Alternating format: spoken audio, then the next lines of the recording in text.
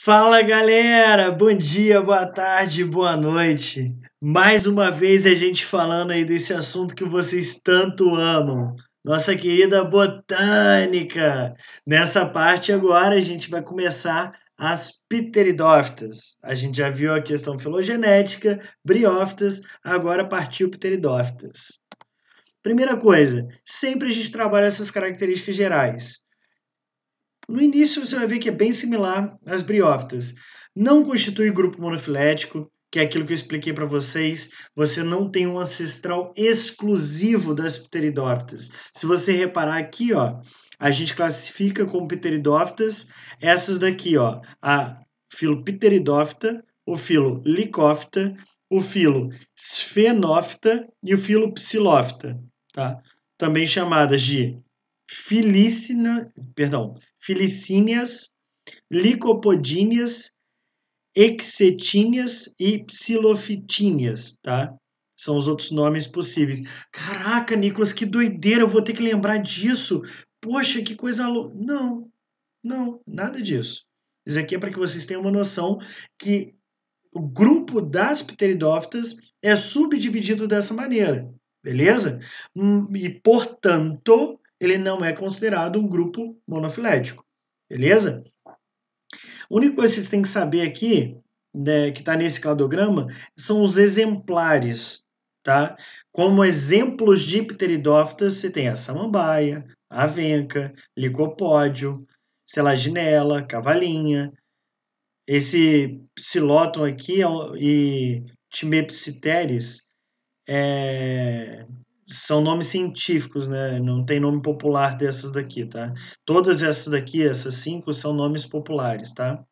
O licopode, a saginela, é nome, como é que se fala? Nome científico, mas ele é popularmente conhecido. Se você for numa floricultura no horto e você falar esses nomes, provavelmente a florista, a pessoa atendente conhece, tá? Enfim, sem mais delongas e enrolações, vamos para as partes mais importantes aí. Quando eu falei de briófitas, eu falei que eram plantas de pequeno porte. Por que de pequeno porte? Porque não tinham tecidos condutores de seiva, eram avasculares. Tá? Uma coisa está correlata à outra. Como essas plantas, que são as pteridófitas, elas têm tecido condutor de seiva, elas têm xilema e floema, elas vão ser plantas vasculares e, portanto, elas vão ter um maior porte do que as do que as briófitas. Essas pteridófitas, elas vão chegar aí, dependendo do tipo, dependendo da espécie, tá? A 2,5 metros até 3 metros de altura. Existe uma planta chamada samambaiaçu. É como se fosse uma árvore de samambaia, uma árvore de pteridófita. Eu tenho uma imagem no próximo slide, vou mostrar para vocês, beleza? Mas assim como as briófitas vivem em ambientes úmidos, tá? Dependem da água para a reprodução, elas também vão ter um anterozoide flagelado, beleza? Também são criptógamas, ou seja, aquele sexo escondido, os órgãos reprodutores, os gametófitos multicelulares, eles não são visíveis a olho nu, tá? Também não tem sementes, não tem flores e não tem frutos. Só que, diferente das briófitas, que tem a fase gametofítica dominante, as pteridófitas têm a fase esporofítica dominante. Então, o esporófito é dominante. Se eu fizer uma pequena comparação de uma com a outra agora, as duas têm, não formam grupos monofiléticos, são plantas que dependem de um ambiente úmido, porque elas dependem da água para a reprodução, elas são criptógamas, elas não produzem semente, flores ou frutos, tá? Essas são características comuns a esses dois grupos aí. Se eu for diferenciá-las em relação às características, as pteridófitas têm maior porte do que as briófitas porque são vasculares, enquanto as briófitas são avasculares e de menor porte.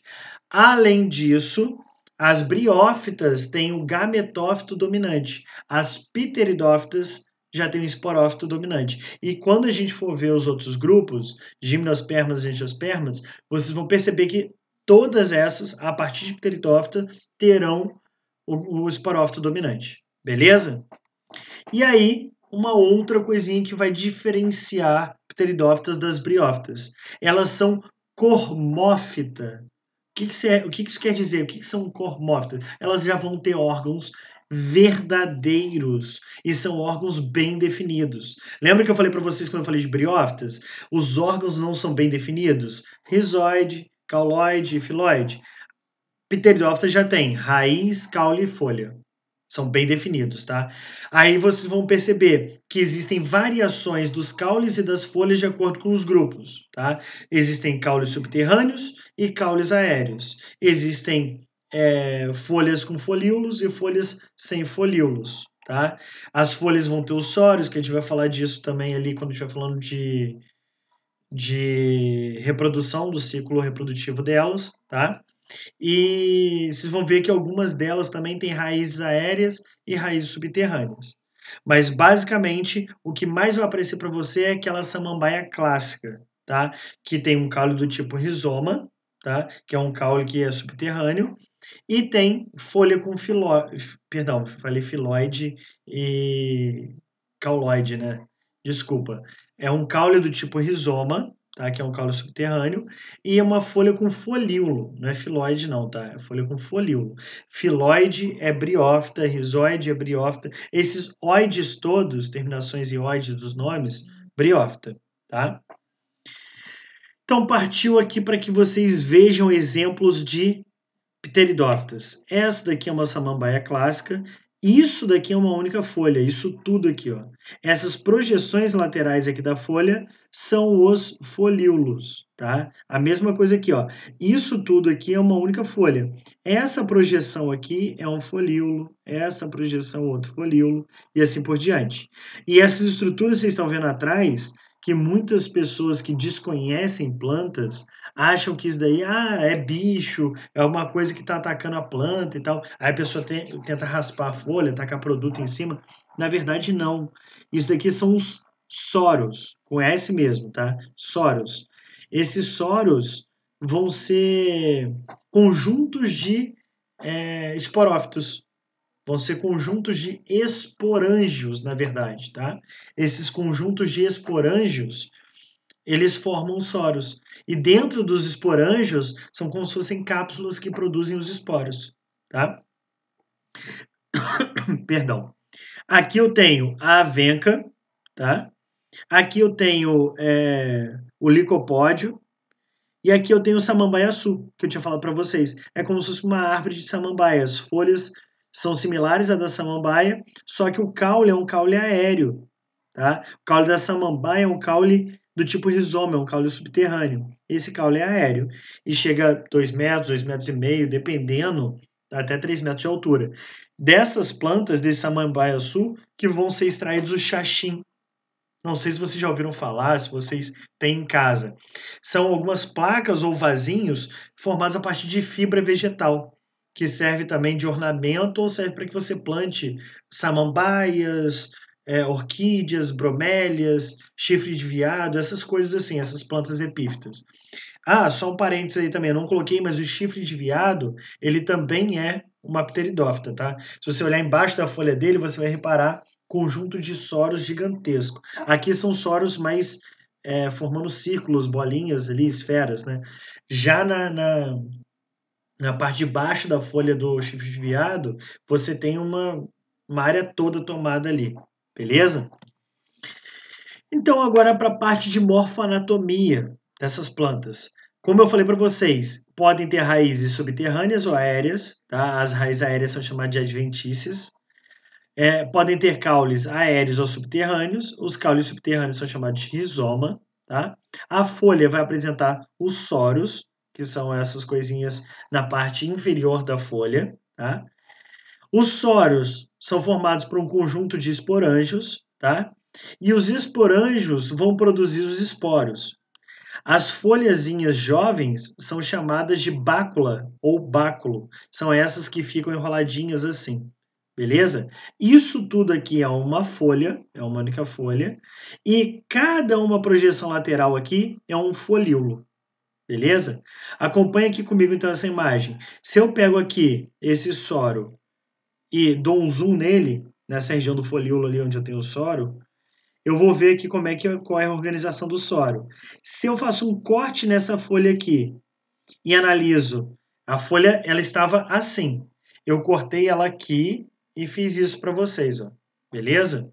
Imagina o seguinte, a folha está aqui assim, e eu estou olhando a parte inferior da folha. Eu cortei a folha assim e fiz isso para vocês, tá? É assim que vocês estão enxergando. Se vocês repararem, ó, isso daqui tudo eu chamo de soro, tá?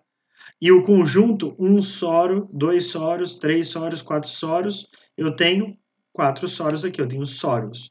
Isso daqui é um soro, tá? Um único, formado por vários esporângios. Eu dei um zoom no esporângio. Ele vai desenvolver dentro dele, por meio de meiose, a produção dos esporos. Ele se abre quando estiver maduro e tiver completada a meiose e libera esses esporos. Beleza? Que é o que a gente vai ver aqui na parte de reprodução. Beleza? Então vem comigo primeiro nessa imagenzinha aqui, depois a gente vai para essa outra imagem. Os dois representam o ciclo reprodutivo das pteridófitas, só que esse aqui traz mais detalhes, tá? Esse daqui, ele é uma forma mais simplista, tá?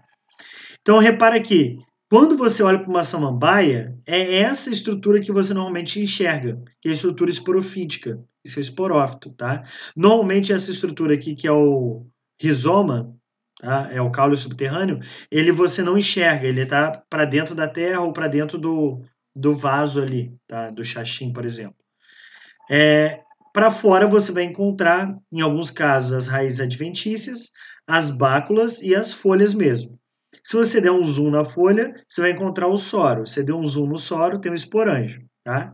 Dentro desse esporângio, que é 2N, lembrando que o esporófito é 2N, gametófito é N, tá? Então, dentro desse esporângio 2N, que é diploide, ocorrem as meioses para a produção de esporos haploides. Quando isso é concluído, esses esporângios se abrem e liberam os esporos. Esses esporos haploides, caindo em um ambiente adequado, que é úmido e sombreado, vai germinar, vai se desenvolver e vai dar origem ao prótalo. Esse prótalo é um outro nome para o gametófito. Tá? No caso do gametófito de pteridófitas, em específico, eu posso chamar de prótalo. É como se fosse um prótalo. Tá? Só que o termo correto é prótalo. E esse gametófito, que tem um formato similar de um coração, ele vai ter nessa única estrutura, é um único prótalo, mas ele vai ter as duas estruturas reprodutoras, tá? A estrutura feminina, que está aqui nessa região, e a estrutura masculina, que está aqui nessa outra região, beleza? Se você der um zoom aqui nessa região, você vai encontrar um arquegônio, que é a estrutura reprodutora feminina. Dentro do arquegônio, a oosfera, que é o gameta feminino. Se você der um zoom nessa região aqui, você encontra o anterídeo, que é o órgão reprodutor masculino. Dentro do anterídeo, se você der um zoom, você encontra o anterozoide, que é o gameta masculino. O anterozoide vai ser liberado de dentro do anterídeo quando ele estiver maduro, tá? Com o auxílio da água, esses anterozoides vão bater no seu flagelo e seguindo dessa região aqui do prótalo para essa região do prótalo, tá? Daqui para cá, de baixo para cima aqui nessa imagem, tá? E eles vão penetrar no arquegônio até conseguir fecundar a oosfera. Fecundando essa oosfera dá origem ao zigoto 2N. Esse zigoto 2N agora vai se desenvolver por meio de mitose e dar origem ao esporófito. E aí eu tenho o prótalo aqui, que é o gametófito, deixando de existir e o esporófito se desenvolvendo, até assumir esse aspecto, essa cara aqui, beleza? Esse é o ciclo de vida, o ciclo reprodutivo das pteridófitas. Assim como as briófitas, é um ciclo haplodiplobionte, assim como as pteridófitas, a meiose, ela é uma meiose espórica ou meiose intermediária, beleza? Nicolas, então por que você colocou essa imagem e por que você colocou essa outra imagem? Então, essa imagem aqui, ela mostra, ela tem uma qualidade melhor, digamos assim, do desenho. Enquanto que essa imagem aqui, ela traz mais detalhes. Essa imagem, ela é mais comum de aparecer em provas, tá? Essa tão detalhada assim, normalmente não cai tanto em prova. Então, eu quis trazer essas duas imagens para que você consiga fazer um comparativo. Aqui, ó, você tem a folha, isso é uma única folha, tá? Da samambaia, tá? É uma folha do esporófito, da fase esporofítica. Na região de trás de um folíolo dessa folha, você encontra aqui, ó, os soros. Deu um zoom em um desse soro e você encontrou aqui o esporângio, tá? Dentro desse esporângio ocorre a meiose que produz os esporos que são haploides, porque o esporófito é diploide. Esses esporos caem no local úmido e sombreado, que é o local adequado para a germinação, vão germinar e vão dar origem ao gametófito, que é o prótalo. Este gametófito, o mesmo gametófito, tá? Um único prótalo, vai ter os órgãos reprodutores masculinos e femininos. O masculino ele vai estar localizado nessa região aqui, de onde partem essas raízes adventícias aqui, e o feminino vai estar nessa outra região aqui. Então, o gametófito masculino, que é o anterídeo, vai produzir os anterozoides aqui. Esses anterozoides vão, por meio de batimento do flagelo, com auxílio da água que vai existir no ambiente, chegar até o arquegônio, tá? Que é o órgão reprodutor feminino, e vão penetrar no arquegônio até chegar na oosfera, que é o gameta feminino. Uma vez ocorrendo a fecundação, esse zigoto diploide vai começar sucessivas mitoses, dando origem ao esporófito. Quando ele concluir esse desenvolvimento, o gametófito, que é o prótalo, já não mais será visível, já não mais existirá aqui. E somente existirá o esporófito. Beleza, galera? Então, era isso que eu tinha para falar de pteridófitas para vocês. E uma única coisa que vocês têm que lembrar das pteridófitas aí, que é importante no contexto da ecologia, é que elas são, na sua grande maioria, plantas epífitas. São aquelas plantas que têm uma relação de inquilinismo com outras plantas. Elas vão se desenvolver sobre outras plantas. Beleza? Isso daí no contexto tanto em relações ecológicas como bioma, isso é importante. Beleza? Grande abraço para vocês e bons estudos!